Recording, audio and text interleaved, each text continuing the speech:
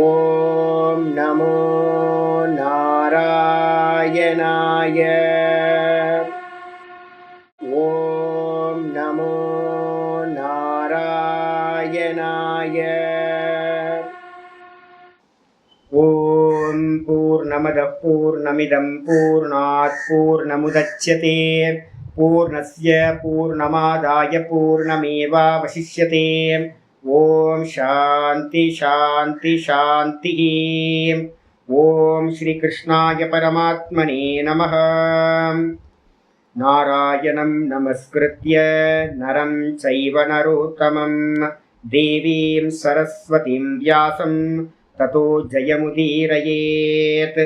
ஓம் சுக்லாம்பரதரம் விஷ்ணும் சசிவர்ணம் சதுர்புஜம் பிரசன்னவதனம் த்யாயேத் சர்வவிக்னோபசாந்தயே. வியாசம் வசிஷ்டநப்தாரம் சக்தே பௌத்திரமகல்மஷம் பராசராத்மஜம் வந்தே சுகதாதம் தபோநிதிம். व्यासाय विष्णुरूपाय व्यासरूपाय विष्णवे नमो वै ब्रह्मनिधये वासिष्ठाय नमो नमः. अविकाराय शुद्धाय नित्याय परमात्मने सदैकरूपरूपाय विष्णवे सर्वजिष्णवे. यस्य स्मरणमात्रेण जन्मसंसारबन्धनात् विमुच्यते नमस्तस्मै विष्णवे प्रभविष्णवे. ॐ नमो विष्णवे प्रभविष्णवे. ॐ नारायणं महाज्ञेयं विश्वात्मानं परायणं नारायणपरो ज्योतिरात्मा नारायणपरः. नारायणपरं ब्रह्मतत्त्वं नारायणपरः. नारायणपरो ध्याता ध्यानं नारायणपरः. यच्च किञ्चित् जगत्सर्वं दृश्यते श्रूयतेऽपि वा अन्तर्बहिश्च तत्सर्वं व्याप्य नारायणस्थितः. ऋतगुं सत्यं परं ब्रह्म पुरुषं कृष्णपिङ्गलम् ऊर्ध्वरेतं विरूपाक्षं विश्वरूपाय वै नमः. ॐ नारायणाय विद्महे वासुदेवाय धीमहि तन्नो विष्णु प्रचोदयात्. ॐ शान्ति शान्ति शान्तिः. ஓம் ஸ்ரீ கிருஷ்ணாய பரமாத்மனே நமः. ஓம் ஹரி ஓம். எல்லாருக்கும் நமஸ்காரம். நம்ம பார்த்துக்கிட்டு இருக்கிறது விஷ்ணு சகஸ்ரநாமத்தில் சங்கர பாஷ்யம் பார்த்துட்டு இருக்கோம். சங்கர பாஷ்யத்தில் நேற்று கிளாஸில் நம்ம என்ன பண்ணியிருக்கோம், 68வது ஸ்லோகம் வரைக்கும் வந்து முடிச்சிருக்கோம்.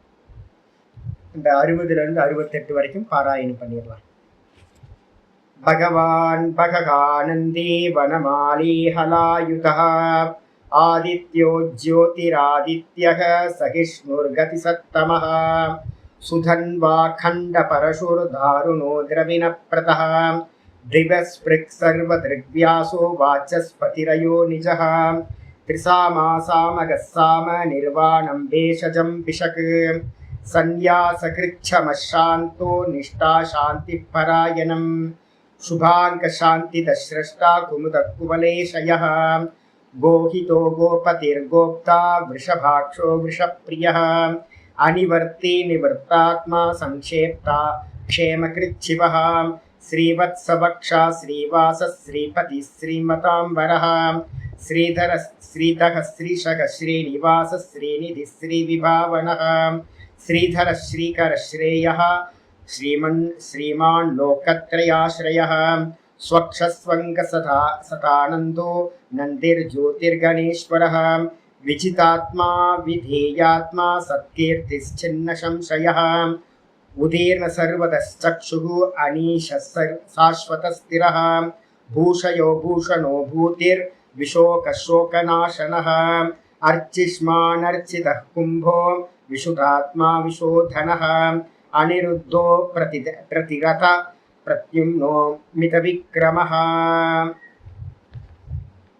68 ஸ்லோகம் பார்த்து முடிச்சிருக்கோம். இன்னைக்கு பாட்டத்தில் ஸ்தோத்திரத்தோட ஆர்டரில் 69வது ஸ்லோகம், சங்கர பாஷ்யத்தோட ஆர்டரில் வந்து 82வது ஸ்லோகம் பார்க்கணும்.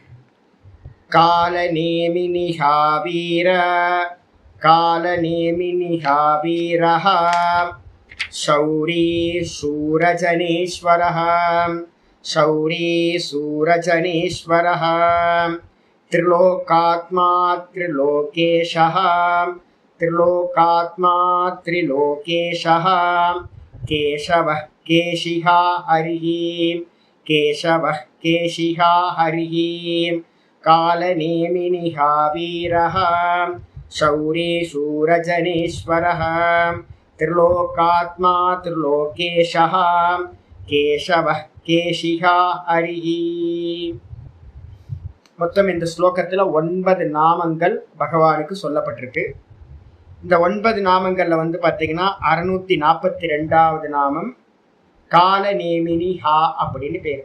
ஹந்தி இதி ஹா, கொல்வதால் ஹா அப்படின்னு வந்து பார்த்தீங்கன்னா சேர்ந்துருக்கு. காலநேமி அப்படின்னு ஒரு அரக்கன் வந்து பார்த்தீங்கன்னா இருந்தான்.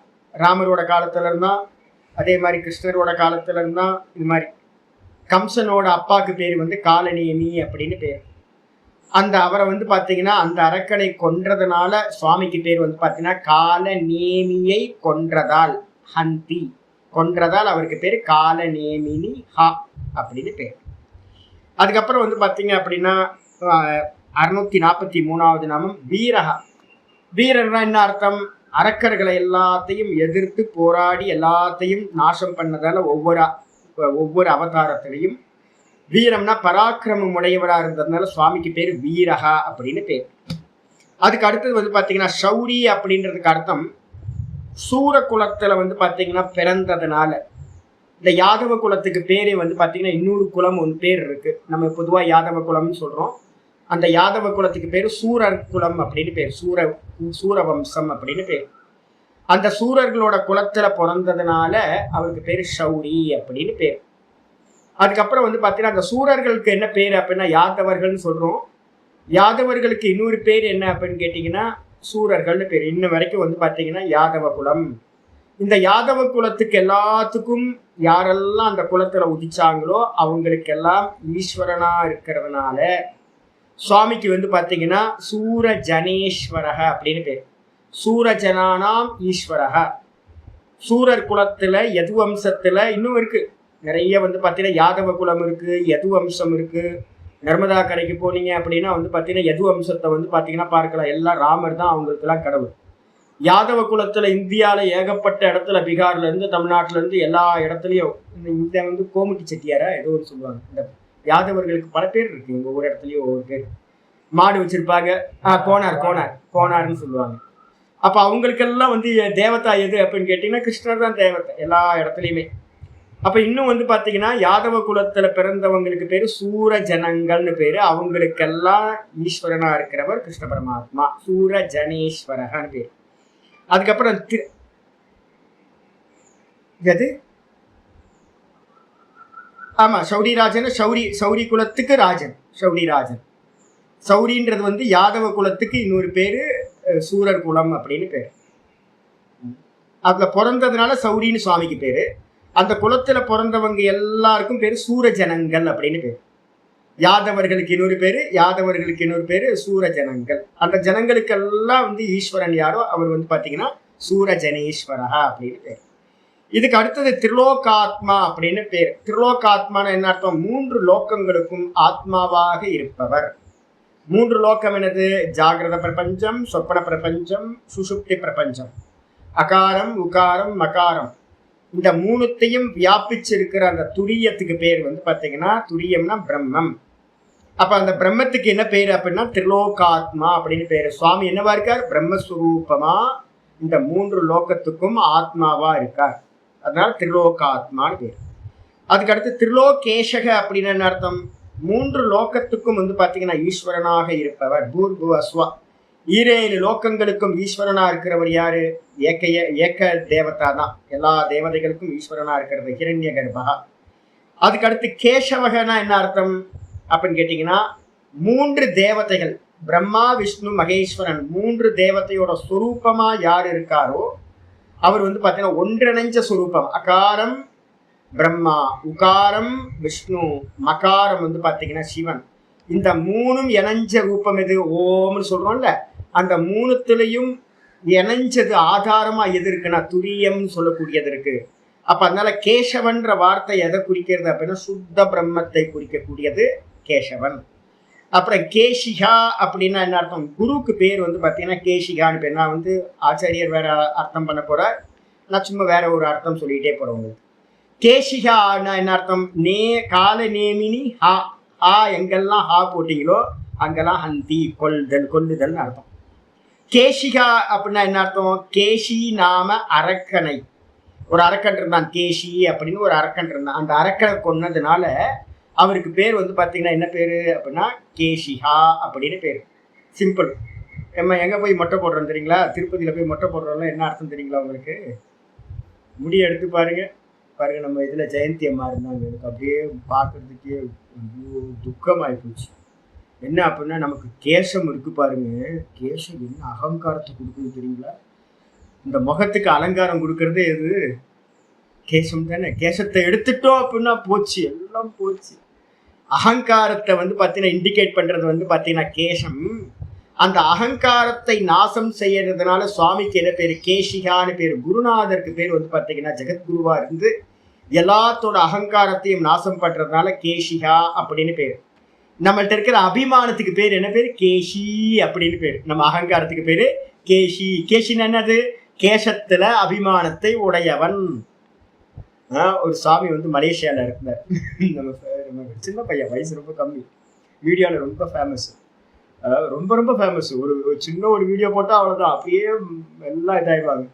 நான் தான் அவர் என்னை அடிக்கடி பார்க்க வருவார். சாமி அப்படின்னு ஃபர்ஸ்ட் உன் முடியை எடு, நீ உருப்பிடணும் அப்படின்னா முடியை எடுத்தாதான் நீ உருப்பிடுவ அப்படின்னு. ஏன் அப்படின்னா அவருக்கு அடையாளமே அந்த முடிதான். ஜடை வந்து பார்த்தீங்கன்னா கால் வரைக்கும் தொங்கும்.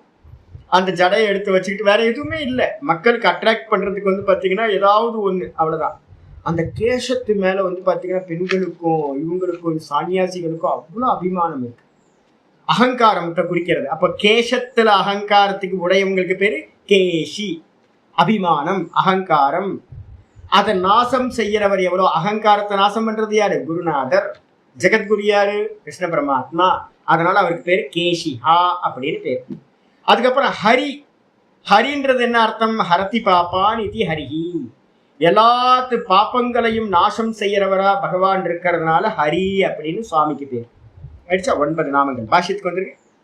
பாஷ்யத்தை சொல்றாரு 642வது நாமம் கால நேமினிகா அப்படின்னு பேர்.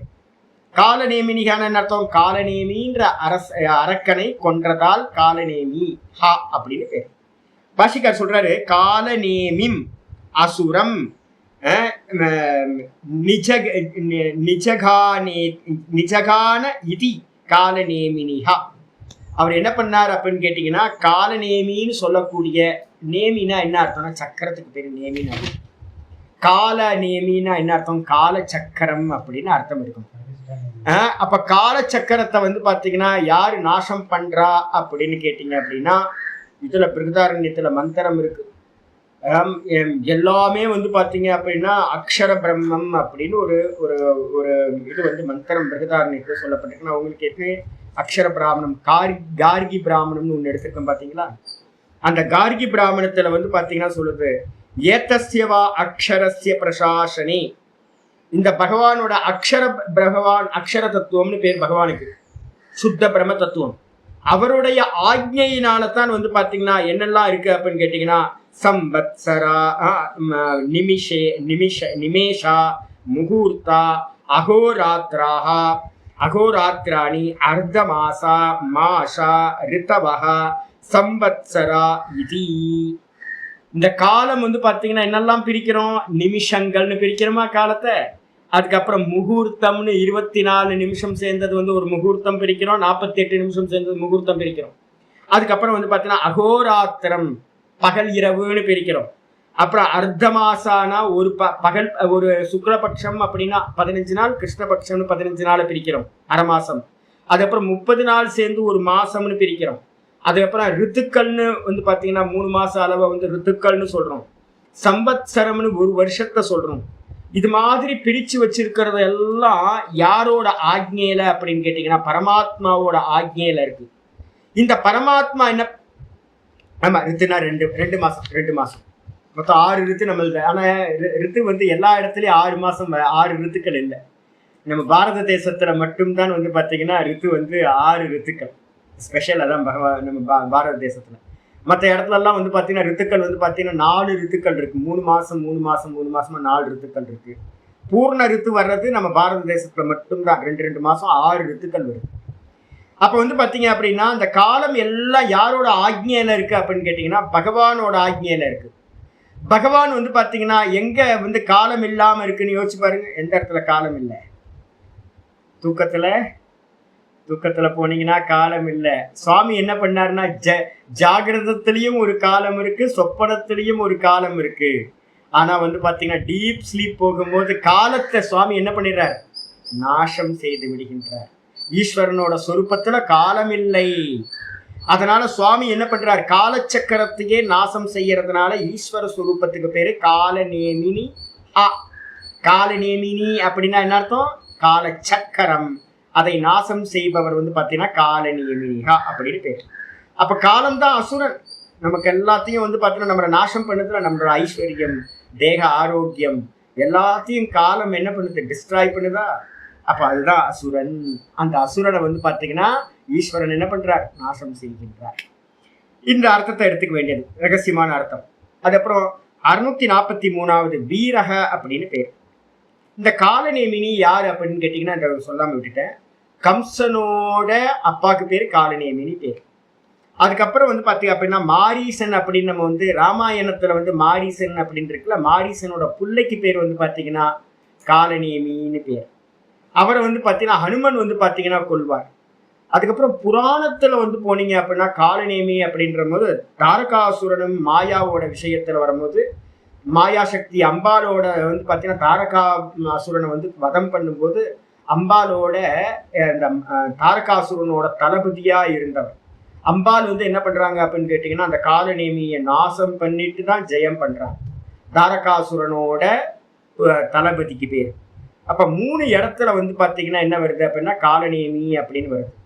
அப்ப 3 இடத்துலையும் அம்பாலோட ஆக்ஞையினால பகவான் தான் அங்கேயும் வந்து பாத்தீங்கன்னா கொள்றார் தளபதிய. அப்புறம் ராமாயணத்துல வந்து ஹனுமன் கொள்றார். கிருஷ்ண பரமாத்மா வந்து பாத்தீங்கன்னா கம்சனோட அப்பாவை கொள்றார். இது மாதிரி 3 இடத்துல கொல்லப்படுறது. இதே ரகசியார்த்தம் எடுத்துட்டோம் அப்படின்னா சுசுப்தி தான் ஈஸ்வரன் இருக்கார். ஈஸ்வரன் நித்தியம் வந்து பாத்தீங்கன்னா என்ன பண்றார்? கால சக்கரத்தை வந்து பாத்தீங்கன்னா பிரேக் பண்றார், நாசம் பண்றார். இதுக்கப்புறம் வந்து வீரகன என்ன அர்த்தம்? வீரகன சூரக. பாஷிகர் ரொம்ப சிம்பிளா எழுதிட்டார். வீரன்னா என்ன அர்த்தம்? சூரன். வீரன்னு சொல்லுங்க, இல்லைன்னா சூரன் சொல்லுங்க. பராக்கிரமம் வீரம் அப்படின்னு அர்த்தம். வீரத்தை உடையவர். அதுக்கப்புறம் சௌரிகி அப்படின்னா என்ன அர்த்தம் அப்படின்னா சூரகுல உத்பவத்வாத் சௌரிகி. சூரர் குலம் அப்படின்னா யாரோட குலம் அப்படின்னா யாதவர்களோட குலத்துக்கு பேரு. பக்கத்துல எழுதிங்க, அதுல எழுதல, நீங்க எழுதிக்கணும். யாதவர்களோட குலத்துக்கு பேரு சூரர் குலம்னு பேரு. சூரவம்சம் சூரகுலம் அப்படின்னு பேர் புராணத்துல. அந்த குலத்துல வந்து பாத்தீங்கன்னா பிறந்த காரணத்தினால் உத்பவத்வாத்துல பிறந்த காரணத்தினால சௌரிகி அப்படின்னு சுவாமிக்கு பேர். சௌரிகி. அதுக்கு அடுத்தது வந்து பாத்தீங்கன்னா சூரஜனேஸ்வரக 645வது நாமம். சூரஜனேஸ்வரர் என்ன அர்த்தம்? திரும்ப அதே தான். சூர ஜனங்கள்னா யாரை குறிக்கும்? சூர வம்சத்துல பிறந்த யாதவ வம்சத்துல பிறந்தவங்க எல்லாம் சூர வம்சத்துல பிறந்தவங்க சூர ஜனங்கள் அப்படின்னு பேரு. அவங்களுக்கெல்லாம் ஈஸ்வரனா, யாதவ குலத்துல பிறந்தவங்களுக்கெல்லாம் ஈஸ்வரனா வந்து பாத்தீங்கன்னா சுவாமி இருக்கார். சூரஜன ஈஸ்வரக அப்படின்னு பேர். அதுக்கப்புறம் ஆச்சாரியர் வந்து பாத்தீங்கன்னா வேற மீனிங் எடுக்கிறார். சூரஜனானாம்னு என்ன அர்த்தம்? வீரர்கள் எடுத்துங்க, காமனா எடுத்துங்க. எதுக்கு யாதவ குலத்தை எடுக்கணும்? காமன் நேம் எடுத்துங்க. யாரெல்லாம் சூரர்களா வீரர்களா இருக்காங்களோ யாரெல்லாம் இருக்கா அப்படின்னா வாசவாதீனாம். வாசவக அப்படின்றது இந்திரனுக்கு பேரு. வாசவன் முதலிய இந்திரன் முதலியவர்களுக்கெல்லாம் சூரர்கள், பெரிய பெரிய சூரர்கள்லாம் இருக்காங்க, வீரர்கள்லாம். அந்த சூரர்களுக்கெல்லாம் சௌரிய அதிசயேன ஈஷ்ட. அது மாதிரி இருக்கக்கூடிய வந்து பாத்தீங்க அப்படின்னா எல்லா வீரர்களுக்கும் என்ன பண்றாரு? சௌரிய அதிசயேன, அவங்களை காட்டிலும் அதிகமான வீரமுடையவராக. அப்ப எல்லாத்த காட்டிலும் வீரமுடையவரா பகவான் விஷ்ணு பகவான் இருக்கார். அவர் என்ன பண்றாருன்னா எல்லா அந்த வலிமையை வச்சுக்கிட்டு வீரத்தை வச்சுக்கிட்டு ஈஷ்ட அப்படின்னா என்ன அர்த்தம்? எல்லாத்தையும் கண்ட்ரோல் பண்றார், சாசனம் பண்றார். எல்லாத்தையும் வந்து பாத்தீங்கன்னா ஆளணும் அப்படின்னா அவங்க எல்லாத்த காட்டிலும் வீரம் அதிகமா இருக்கணும்ல, பராக்கிரமம். அப்ப வந்து பாத்தீங்கன்னா பகவான் வந்து எல்லாத்த காட்டிலும் அதிகமான வீரமுடைய காரணத்தினால சூரஜன ஈஸ்வரக. இந்த உலகத்துல யாரெல்லாம் வீர ஜனங்கள் இருக்காங்களோ அவங்களுக்கெல்லாம் ஈஸ்வரனாக இருப்பவர் மகாவீரர் சொல்லியாச்சு. அதுக்கப்புறம் 646வது நாமம் திரிலோகாத்மா அப்படின்னு பேர். திரிலோகாத்மன் என்ன அர்த்தம்? 3 லோகத்திற்கும் ஆத்மாவாக இருப்பவர். ஆத்மான என்ன அர்த்தம்? நான் உங்களுக்கு ஏற்கனவே சொன்னேன், எதை எடுத்துட்டா எது இருக்காதோ அதுதான் அதனுடைய ஆத்மா. இந்த கிளாத்துல வந்து பாத்தீங்கன்னா எதை எடுத்தா அந்த கிளாத் இருக்காது? நூல் எடுத்தா கிளாத் இருக்காது. நூல்ல வந்து பாத்தீங்கன்னா எதை எடுத்தா நூல் இருக்காது? காட்டன் எடுத்துட்டா, பஞ்சை எடுத்துட்டோம் அப்படின்னா நூல் இருக்காது. அப்ப இந்த கிளாத்துக்கு டைரக்டா ஆத்மா எதுன்னு கேட்டா சொல்லுவீங்க? பஞ்சு எடுத்துட்டா நூல் இல்லை, நூல் எடுத்துட்டா கிளாத் இல்லை. அப்போ வந்து பாத்தீங்கன்னா டைரக்டா போனீங்க அப்படின்னா பஞ்சு தான் வந்து பாத்தீங்கன்னா இந்த கிளாத்துக்கு சொரூபம். அக்னியோட சொரூபம்னா என்ன எடுப்பீங்க? அக்னியில என்ன இல்லைன்னா அது அக்னி இல்லை. தகிப்புத்தன்மை, பிரகாசம். உஷ்ணத்தன்மையும் அந்த பிரகாசமும் இல்லை அப்படின்னா அக்னி இல்லை. அப்ப அக்னியோட சொரூபம் எது? தாஹ்யம், பிரகாசம். அப்ப மிளகால எது ஆத்மா? மிளகாக்கு எது ஆத்மா? பச்சை மிளகாக்கு எது ஆத்மா? காரம். சர்க்கரைக்கு இனிப்பு. அப்ப நல்லா புரிஞ்சுக்கணும், எந்தெந்த இடத்துல எல்லாம் சொரூபம்னு வருதோ, எதை எடுத்தா எது இருக்காதோ அதுதான் அதனுடைய சொரூபம். நல்லா புரிஞ்சுக்கணும். அப்போ ஆபரணங்கள்ல வந்து பாத்தீங்க அப்படின்னா தங்க வளையல், தங்க கம்மல், தங்க மூக்குத்தி, தங்க ஒட்டியானம், இதுக்கெல்லாம் ஆத்மா எது? தங்கம்.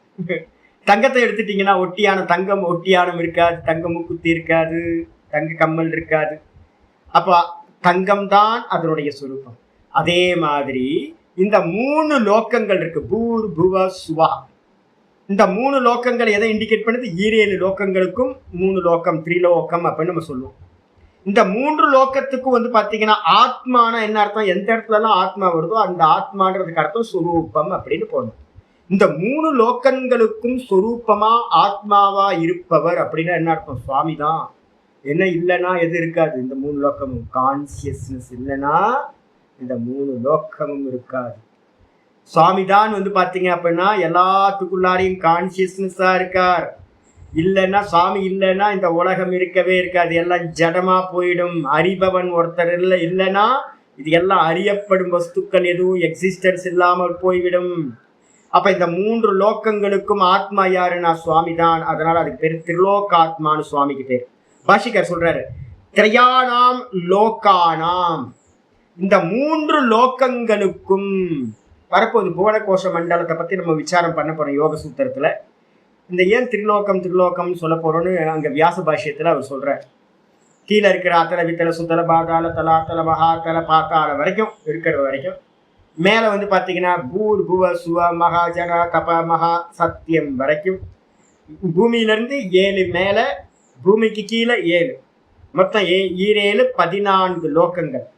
கீழே இருக்கிறத எல்லாத்தையும் இண்டிகேட் பண்றதுக்கு பூன்னு சொல்லிட்டீங்கன்னா பூமிக்கு கீழே இருக்கிறது பூமி எல்லாம் வந்துடும். புவஹா அப்படின்னா வானத்துல இருக்கிற அந்தரிக்ஷ லோக்கங்கள் எல்லாம் அதுல வந்துடும். அதுக்கப்புறம் சுவஹா அப்படின்னு சொல்லிட்டீங்கன்னா சொர்க்கத்துக்கு மேல சுவா மகா ஜன தப்பன்னு 4 லோக்கங்கள் சுவாக்குள்ளார வந்துடும். அப்ப பூர் புவ சுவகான்னு சொன்னீங்கன்னாவே 7 லோக்கங்களுக்கும் இண்டிகேட் பண்ற ஒரு சப்தம்.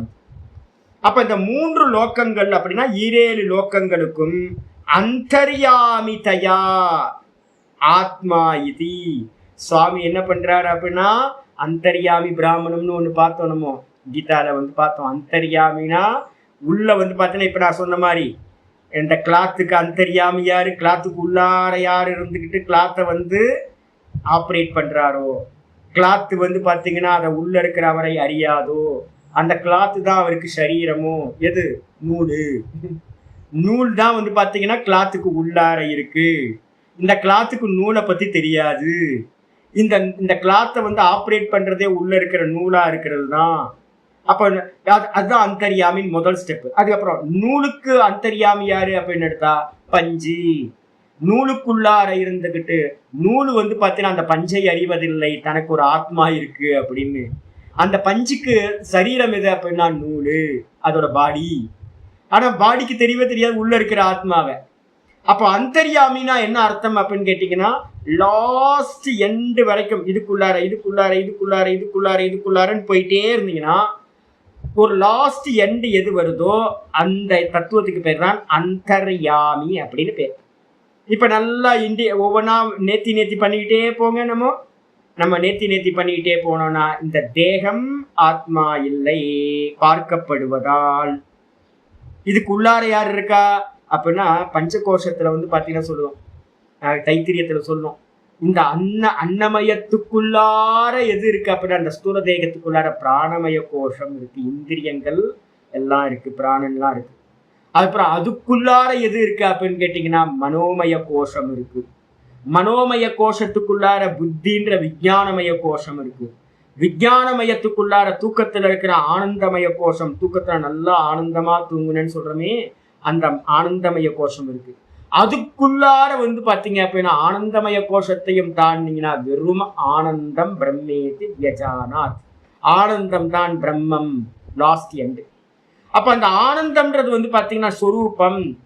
மந்திரம் சொல்லுது, அந்தர்யாமி பிராமணத்துல சொல்லுது, ஏஷத ஆத்மா அந்தர்யாமி அமிர்தகா அப்படின்னு மந்திரம் சொல்லுது பிருகதாரண்யத்துல. நீ எதை பாத்தீங்கன்னா, நான் சுகமா தூங்குனேன்னு தூக்கத்துல சொல்றேன்ல, அந்த சுகமா தூங்குனேன்னு சொல்ற அந்த சுகஸ்வரூபம் மட்டும் எடுத்துக்கிட்ட அப்படின்னா, மாயை பாத்தீங்கன்னா ஒன்னும் தெரியலன்றது மாயா, அதையும் நீக்கிட்டு நான் சுகமா இருக்கின்றேன், இதுதான் என்னுடைய சொரூபம்னு எடுத்தீங்கன்னா அதுதான் ஆத்மா. அதுக்கு பேர் தான் அந்தர்யாமி அப்படின்னு பேரு.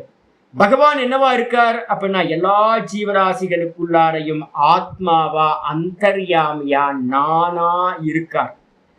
அப்போ நான் இல்லை அப்படின்னு அந்த பாடி என்ன ஆயிடும், இந்த பாடி டெட் பாடி ஆயிடும், சிவம் சவமா போயிடும். அப்ப பாத்தீங்க அப்படின்னா, இந்த 3 லோகத்துல இருக்கிற சகல ஜீவராசிகளுக்கும் அந்தர்யாமிதையா ஆத்மா இது, உள்ள இருக்கக்கூடிய அந்தர்யாமியா பகவான் தான் இருக்கார். நான் ஏற்கனவே சொல்லியிருக்கேன், இந்த கண்ணாடி எடுத்துக்கிட்டீங்கன்னா வெளியில இருக்கிற பிரகாசம் சுத்த பிரம்மம், நிச்சலமா இருக்கிற 4 லைட் போட்டிருக்கேன். பிரகாசம் பாத்தீங்கன்னா அப்படியே ஸ்டில்லா நிக்குது, அசையாம அச்சலமா இருக்கு, இம்மூவபிளா இருக்கு வெளியில இருக்கிற பிரகாசம். அந்த பிரகாசத்துக்கு என்ன பேரு, பிரம்மம் மாதிரி சர்வ வியாபகம், மொத்தத்தையும் வியாபிச்சிருக்கிறது கான்சியஸ்னஸ், எல்லாத்துலயும் இருக்கு, அசைவில்லாம இருக்கு. அதே இந்த கண்ணாடிக்குள்ளார தெரிஞ்சுது அப்படின்னா அதுக்கு என்ன பேருனா, வெளியில இருக்கிற தத்துவம் உள்ள தெரிஞ்சுது அப்படின்னா, இந்த கண்ணாடிக்குள்ளார வந்துச்சு அப்படின்னா ரிஃப்ளெக்ட் ஆகுதா, இது சாமர்த்தியம் இருக்கா? அப்போ பாத்தீங்கன்னா இதுக்கு என்ன பேருனா அந்தர்யாமி அப்படின்னு பேரு, இந்த கண்ணாடிக்குள்ளார இருக்க பிரகாசத்துக்கு. இதோட ரிஃப்ளெக்ஷன் என்னன்னு கேட்டீங்கன்னா, ஒரு பிரகாசம் அப்படியே இம்மூவபிளா இருக்கும், இன்னொன்னு இந்த கண்ணாடின்ற மீடியத்தை வச்சுக்கிட்டு என்னாகும், ரிஃப்ளெக்ட் ஆகும். இதுதான் இந்த ரிஃப்ளெக்ஷன் தான் ஜீவன் அப்படின்னு பேரு. வெளியில இருந்தா பிரம்மம், அதே வெளியில இருக்கிற பிரம்மத்துல இம்மூவபிளா கண்ணாடியில இருந்துச்சுன்னா அதுக்கு பேரு ஈஸ்வரன், அந்தர்யாமி ஈஸ்வரன் அப்படின்னு பேரு. அதோட ரிஃப்ளெக்ஷன் வெளியில கிளம்பி மூவபிள் ஆச்சு அப்படின்னா, இப்படி கண்ணாடி ஆட்டினீங்கன்னா இதோட ரிஃப்ளெக்ஷன் என்ன ஆகும், அங்கங்க மூவ் ஆகிட்டே இருக்கு. அது யாரு ரிஃப்ளெக்ஷன், ஜீவன். 3மே என்னது, பிரகாசம் தான். ஆனா பாத்தீங்கன்னா வெளியில இருந்தா பிரம்மம், உள்ள இருந்தா அந்தர்யாமி. அப்ப ஈஸ்வரனும் பிரம்மமும் வேற வேறையான்னு கேட்டீங்கன்னா, ஈஸ்வரனும் அந்தர்யாமியும் ஒண்ணு. உள்ள இருக்கும் போது அதுக்கு பேர் அந்தர்யாமின்னு பேர். அப்போ அந்த அந்தர்யாமி எப்படிப்பட்டவர் அப்படின்னா, 3 லோகத்துக்கும் அவர் இல்லை அப்படின்னா இந்த 3 லோகங்களும் இல்லை. அப்ப இந்த உலகத்துக்கு எல்லாத்துக்கும் ஆத்மாவா சுரூபமா அவர் தான் இருக்கார். அந்தர்யாமிதையா ஆத்மா இது திரையோ லோக்காக அஸ்மாத். சரி, இந்த பிரம்மம் பாத்தீங்கன்னா என்னவா இருக்கு அப்படின்னு கேட்கும்போது ரொம்ப அருமையான காரிக்கா பாத்தீங்கன்னா மாண்டுக்கிய காரிக்கா சொல்லுது, இந்த பிரம்மம் பாத்தீங்கன்னா எப்படி சாமி இருக்கு. அப்ப பாத்தீங்க அப்படின்னா, சரி அடுத்த வார்த்தை ரொம்ப முக்கியமானது சொல்றாரு வேதாந்தத்துல இருக்கட்டும், அவர் அந்தர்யாமியா இருக்கட்டும், ஈஸ்வரனா இருக்கட்டும், என்ன இப்போ அப்படின்னு கேட்டீங்கன்னா ஆச்சாரியர் சொல்றாரு, திரையோ லோக்காக இந்த 3 லோக்கங்களும் அஸ்மாத்து பரமார்த்தத்தோ, இந்த பரமாத்மான்னு சொல்லக்கூடிய அந்தர்யாமி இருக்காருல்ல, அவருக்கு பாத்தீங்கன்னா வாஸ்தவத்துல அவருக்கு அந்நியமா ந வித்தியந்தே, அவருக்கு வேறாக இல்லை. பெரிய அடி பாத்தீங்கன்னா சொல்லுது. அப்ப லோக்கமும் பகவானும் வேற வேற இல்லையா அப்படின்னு கேட்டீங்கன்னா நான் கேட்கிறேன், தங்கமும் குத்தியும் வேறையா, வேற வேற இல்லையா? தங்கமும் ஒட்டியானம், தங்க ஒட்டியானமும் வேறையா வேற வேற இல்லையா? கம்மலும் தங்கமும் வேற வேறையா இல்லையா? என்ன ஒண்ணு தானே? தங்கம் மூக்குத்தியை தனியா காட்டுங்க பார்க்கலாம். தங்கத்தை விட்டுட்டு மூக்குத்தி, தங்கத்தை விட்டுட்டு கம்மல், தங்கத்தை விட்டுட்டு நெக்லஸ், தங்கத்தை விட்டுட்டு ஒட்டியானம் காட்டுங்க. காட்ட முடியுமா? அப்ப என்ன சொல்லுவீங்க? கம்மல் ஒட்டிய கம்மல் தங்கம் தான், ஒட்டியானம் தங்கம் தான், நெக்லஸ் தங்கம் தான் சொல்லுவோமா? அப்ப அதே மாதிரி வந்து பாத்தீங்கன்னா அப்ப விவகாரத்துல சொல்லலாமா தங்கம் தங்கம்னு? தங்கம் தங்கம்னு விவகாரத்துல எல்லாத்துக்கும் தங்கம் தங்கம்னு யூஸ் பண்ணீங்கன்னா விவகாரம் சித்திக்காது. மூக்குத்தின்றதுக்கு பேர் கொடுக்கணும், கம்மல்னு பேர் கொடுக்கணும். ஆனா வாஸ்தவத்துல என்ன அப்படின்னு கேட்டீங்கன்னா, வாஸ்தவத்துல கம்மல் மூக்குத்தி ஒட்டியானம் எல்லாமே தங்கம் தான். அதே மாதிரி இந்த 3 லோக்கங்களும் 3 லோக்கத்துல இருக்கிற ஜீவர்களும் வாஸ்தவத்துல என்ன அப்படின்னு கேட்டீங்கன்னா ஒரே வஸ்து தான். யாரு? பகவான் மட்டும்தான். பகவான் தான் வந்து பாத்தீங்கன்னா தங்கம் தான். என்னது?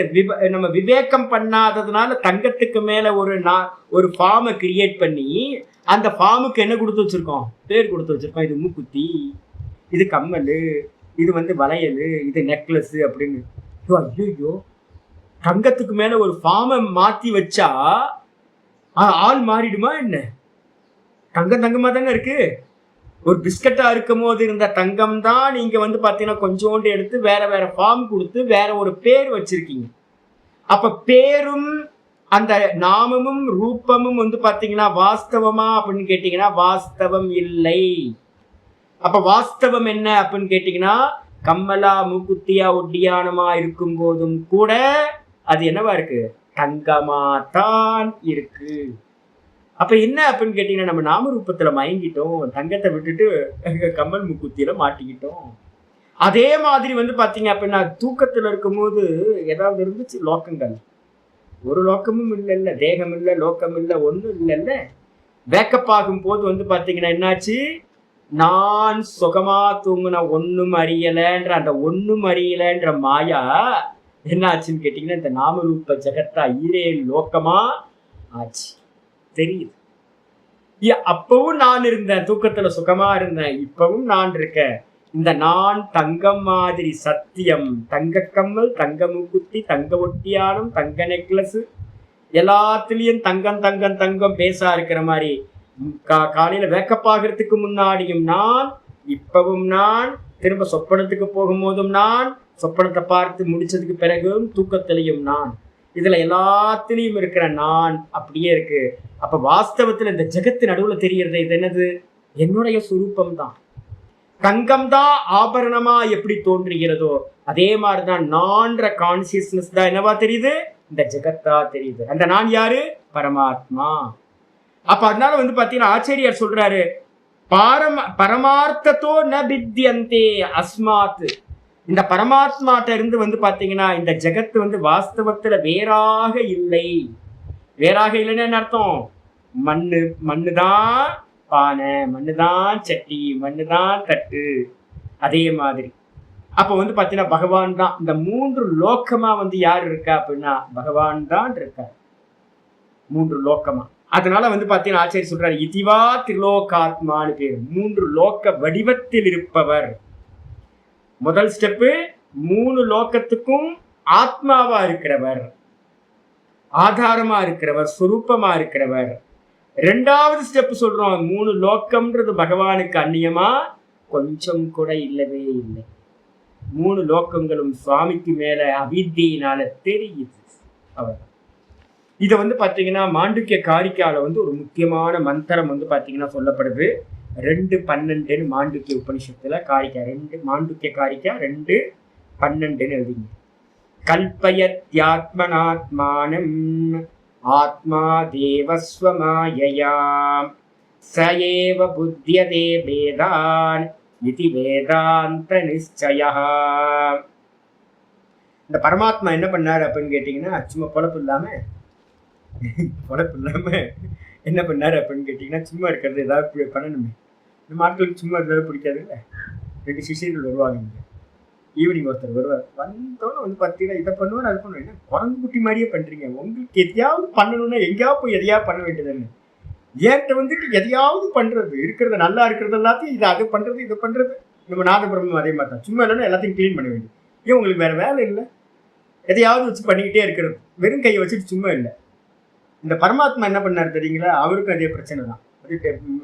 முதல்ல இருக்க பிரச்சனை அது எல்லாத்துட்டையும் இருக்கு. சும்மா இருக்க முடியல. பரமாத்மா என்ன பண்ணாருன்னா பேசாம இருக்க வேண்டியதுன்னு அவர் என்ன பண்ணாருன்னு கேட்டீங்கன்னா, கல்பயதி ஆத்மனா ஆத்மானம், தன்னைத்தானே என்ன பண்ணிக்கிட்டாரு? கல்பனை பண்ணிக்கிட்டாரு. தன்னையே தான் கல்பனை பண்ணிக்கிட்டாரு. எப்படி மனோராஜ்யம் பண்றீங்கல்ல, மனோராஜ்யம் பண்ணும்போது உட்கார்ந்துக்கிட்டு ஆல்ஸ் மலையில டீட் பண்ணா எப்படி இருக்கும், இல்லை கைலாசத்துக்கு போய் பரிக்கிரமா பண்ணா எப்படி இருக்கும் அப்படின்னு இருந்த இடத்துல இருந்துக்கிட்டே வந்து பார்த்தீங்கன்னா எதையாவது கல்பனை பண்ணுறது அவங்கவுங்களுக்கு ஏற்ற மாதிரி. கல்பனையில் வந்து பார்த்தீங்கன்னா வேற ஏதாவது மெட்டீரியல் இருந்துச்சா? இல்லை, நீங்களே தான் கல்பனை பண்ணிக்கிட்டீங்க. நான் வந்து கைலாஸ் மானசரோவரில் வந்து பார்த்தீங்கன்னா இருக்கிற மாதிரி, இல்லை ஆல்ப்ஸ் மலையில் வந்து பார்த்தீங்கன்னா சுற்றி திரியிற மாதிரி எதையாவது கல்பனை பண்ணுறோம். இதே மாதிரி இந்த பிரம்மம் என்ன பண்ணிச்சு அப்படின்னா, மாயையை கொண்டு, மாயை எப்படிப்பட்டது? இருப்பு பொருளா இல்லாத பொருளா? இல்லாத பொருள், அபின்ன சக்தி. அந்த அபின்ன சக்தியா இருக்கிற அந்த மாயையை வச்சுக்கிட்டு இவர் என்ன பண்ணாருன்னா, கல்பயதி ஆத்மனா ஆத்மானம், தன்னையே தான் கல்பனை செய்து கொண்டார். கல்பனை பண்ணிக்கிட்டு என்ன பண்ணார் அப்படின்னா, ஸ்வமாயையா தேவகா, அந்த தேவன் தன்னுடைய சொந்த மாயையை வச்சு தன்னையே தான் கல்பனை செய்து கொண்டார். செஞ்சுக்கிட்டு என்ன பண்ணார்? என்னெல்லாம் கல்பனை பண்ணார்? இந்த ஜெகத்தை 7 லோக்கங்களையும் தானே கல்பனை பண்ணிக்கிட்டார். தானே 7 லோக்கங்கள் ஆயிட்டார். 7 லோக்கங்கள் ஆனதுக்கு பிறகு அங்க வந்து பார்த்தீங்கன்னா கோடிக்கணக்கான ஜீவர்களாகவும் தன்னையே தான் என்ன பண்ணிக்கிட்டார்? மாத்திக்கிட்டார். எப்படி? சொப்பனத்துக்குள்ளார போறீங்கல்ல, சொப்பனத்துக்குள்ளார போகும்போது அங்க இருக்க ஜீவர்கள்லாம் யாரு? அங்க இருக்கிற லோக்கம் யாரு? பார்க்கிறவனுக்கு அந்நியமா அங்க ஜீவர்கள் இல்லை. பார்க்கிறவனுக்கு அந்நியமா அங்க தேசம் காலம் வஸ்துக்கள் அங்க பார்க்கக்கூடிய எதுவுமே இல்லை. அப்ப வந்து பாத்தீங்கன்னா அதே மாதிரி இந்த பிரம்மம் என்ன பண்ணுச்சு அப்படின்னு கேட்டீங்கன்னா, இங்க இருக்கக்கூடிய சகல ஜீவராசிகளாகவும் சகல லோக்கங்களாகவும் தன்னையே தான் என்ன பண்ணிடுச்சு? கல்பனா பண்ணிடுச்சு. பண்ணிக்கிட்டு எல்லா சரீரத்துல இருந்தும் அதுதான் வந்து பாத்தீங்கன்னா அறியவும் செய்யுது. அவர் இருக்காரு, இவர் இருக்காரு, இது இருக்கு, அது இருக்கு அப்படின்னு அந்த பரமாத்மா தான் எல்லா தேகத்துல இருந்தும் அவரே தான் அறிகிறார். சயேவ புத்தியதே பேதான், நீ வேற நான் வேற, அது வேற, அது காக்கா, இது குரங்கு, இது நாய், இது மனுஷன், இது நீக்ரோ, இது சைனாக்கார, இது அமெரிக்காக்கார அப்படின்னு எல்லா பேதங்களையும் வந்து பார்த்தீங்கன்னா யார் பார்க்கறா? உள்ள இருக்கிற கான்சியஸ்னஸ் தான் தன்னையே பலவாக பிரித்து கொண்டு தானே கல்பனை பண்ணதை தானே அறிகின்றது. அப்ப நம்ம எல்லாம் என்னது? ஈஸ்வர சுரூபம் தான். ஈஸ்வரனுக்கு அந்நியமா இல்லை. இந்த லோக்கம் ஃபுல்லா ஈஸ்வரனோடது தான். ஈஸ்வரனுக்கு அந்நியமா ஒன்றுமில்லை அப்படின்னு புரிஞ்சு. இதான் வந்து பார்த்தீங்கன்னா இங்கே சொல்றாரு. இதான் வேதாந்தத்தோட முக்கியமானது. இது வேதாந்த நிச்சயம். இதுதான் வேதாந்தத்தோட நிச்சயம். 2:12 போட்டுக்கணும். அதுக்கப்புறம் ஆச்சாரியார் 647வது நாமம் வர்றாரு. திரிலோகேஷக அப்படின்னு பேர். திரிலோகேஷகனா என்ன சுவாமி அர்த்தம் அப்படின்னா, ஆச்சாரியர் சொல்றார் 3 லோக்கங்களுக்கும் ஈஸ்வரன். 3 லோக்கம்னு என்ன அர்த்தம் எடுக்கணும்? 7 லோக்கம். 7 லோக்கங்களுக்கும் வந்து பாத்தீங்கன்னா ஈஸ்வரனாக இருப்பவர். எப்படி?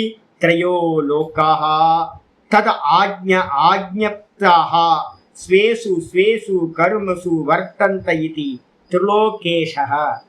இந்த லோக்கம் எல்லாம் 3 லோக்கங்களும் என்ன பண்ணுது அப்படின்னு கேட்டீங்கன்னா, பகவானோட ஆக்ஞையினால என்ன பண்ணுது அப்படின்னு கேட்டீங்கன்னா, தத்தமது கருமங்களில் ஸ்வேசு ஸ்வேசு கர்மசு எல்லாத்துக்கும் ஒரு கர்மா கொடுத்து வச்சிருக்காரு. இப்ப என்னால பாடம் எடுக்காம இருக்க முடியுமா அப்படின்னா, எனக்குள்ளார ஒரு கருத்துருவத்தை கொடுத்துறப்போ பாடம் படுக்காத, எந்திரிக்காது, நீ இந்த பண்ணு அதை பண்ணு. நான் ஃபுல்லா வந்து பாத்தீங்கன்னா என்னை வந்து யாரோ பின்னாடி இருந்து இயக்கிக்கிட்டே இருக்கிறாங்க. யாருப்பா அப்படின்னு கேட்டீங்கன்னா, சகல ஜீவராசிகளுக்குள்ளாரையும் அவங்க கருமத்துக்கு ஏற்ற மாதிரி உள்ள இருந்துகிட்டு ஆட்டி படைக்கிறார். பட் ஷோல இருக்கிற மாதிரி பொம்மலாட்டத்துல இருக்கிற பொம்மைகள் எல்லாத்தையும் ஸ்கிரீனுக்கு பின்னாடி இருந்துகிட்டு என்ன பண்றார்? அவ்யக்த மூர்த்தியா இருந்துட்டு ஒருத்தர் ஆப்ரேட் பண்றார் கர்மங்களுக்கு ஏத்த மாதிரி. அவருக்கு பேர் தான் என்ன பேரு? திரிலோகேஷகன்னு பேரு. சர்வ ஜீவராசிகளுக்கும் அந்தர்யாமியா இருந்துகிட்டு வெளில தெரியல. அவர் பப்பட் ஷோல வந்து பாத்தீங்கன்னா அதை ஆப்ரேட் பண்றவர் வெளில தெரிய மாட்டார். அது மாதிரி இதுக்கு தான் வந்து பாத்தீங்கன்னா பிருகதாரண்யத்துல அந்தர்யாமி பிராமணம் வந்து பாத்தீங்கன்னா 3:8-9 போட்டு 3:8-9 பிருகதாரண்யகம்னு போட்டு அந்த மந்திரத்துல சொல்லுது. 3:8-9 3வது அத்தியாயம் 8வது பிராமணம் 9வது மந்திரம். ஏதஸ்ய வா அக்ஷரஸ்ய பிரசாசனே கார்கி சூரிய சந்திரமசௌ வித்ருதௌ திஷ்டத. அந்த பரமாத்மாவுக்கு பேர் என்ன பேரு? அக்ஷர பிரம்மம் அப்படின்னு பேர். இந்த அக்ஷர பிரம்மத்தோட ஆக்ஞையினால, பகவானோட ஆக்ஞையினால என்ன பண்ணுதுன்னா, இந்த சூரியனும் சந்திரனும் 1 சென்டிமீட்டர் கூட முன்னாடி வரதில்ல, பின்னாடியும் வரதில்ல. அதனோட இடத்துல இருந்துகிட்டு தன்னோட காரியத்தை ரெகுலரா பண்ணிக்கிட்டே இருக்கு. பின்னாடி அந்தர்யாமி என்ன பண்ணுவார்? தண்டிச்சுவார், பனிஷ்மெண்ட் பண்ணிடுவார்னு பயம்.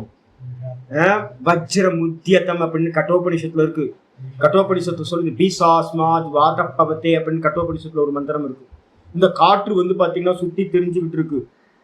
சூரியன் கரெக்டா வரான், கரெக்டா போறான், சந்திரன் கரெக்டா வருது, கரெக்டா போகுது. இந்த நட்சத்திரங்கள்லாம் தத்தமத இடத்துல கரெக்டா இருக்கு. ஒரு நட்சத்திரம் பூமியில மோதுனா என்ன ஆகும்? அவ்வளவுதான், முடிஞ்சு போச்சு எல்லாம். எவ்வளவு பெரிய நட்சத்திரம், சூரியனை காட்டும் பல மடங்கு 5000 மடங்கு பெருசு. அதோட இடத்துல இருந்துகிட்டு கரெக்டா இருக்கு. சமுத்திரம் தன்னுடைய எல்லையை தாண்டாம அது வரைக்கும் நிக்குது. அக்னி எரியுது, காற்று வீசுது, ஜலம் செல்லுன்னு இருக்கு. பிருத்திவி தன் நிலையில தானா இருந்துகிட்டு இருக்கு. எல்லாம் ப்ராப்பரா நடந்துகிட்டு இருக்கு. அப்படின்னா யாரோட ஆக்ஞா? அப்படின்னா பகவான் பாத்தீங்கன்னா கட்டோபனிஷத்து சொல்லுது, அந்த பகவான் வஜ்ரமுத்தியதம் அப்படின்னு. இந்த வஜ்ராயுதத்தை கோடாலி இருக்கு பார்த்தீங்கன்னா, கத்தி, அந்த பெரிய கத்தியை வச்சுக்கிட்டு இப்படி தூக்கிட்டு இருக்கிறார். உத்தியதம்ன்றதுக்கு அர்த்தம் எப்ப வேணாலும் என்ன பண்ணுவாரு? டம்னு வெட்டிடுவார். தலையில பாத்தீங்கன்னா விழுந்துரும். அப்படி பயந்துகிட்டு பாத்தீங்கன்னா எல்லாம் ஐயோ நம்மளோட எக்ஸிஸ்டன்ஸ் எங்க போயிடுமோ அப்படின்னு. பகவான் தான் நம்மளுடைய எக்ஸிஸ்டன்ஸ். அப்ப எங்க போயிடுமோ அப்படின்னு பாத்தீங்கன்னா எல்லா ஜீவராசிகளும், எல்லா இயற்கை சக்திகளும், தேவர்களும் என்ன பண்றாங்கன்னா தத்தமது கருமத்தை முறையா பண்ணிக்கிட்டு இருக்காங்களாம். பயம், எல்லாத்துக்கும் பயம், எங்க நம்மளை வெட்டிடுவாரோ அப்படின்னு.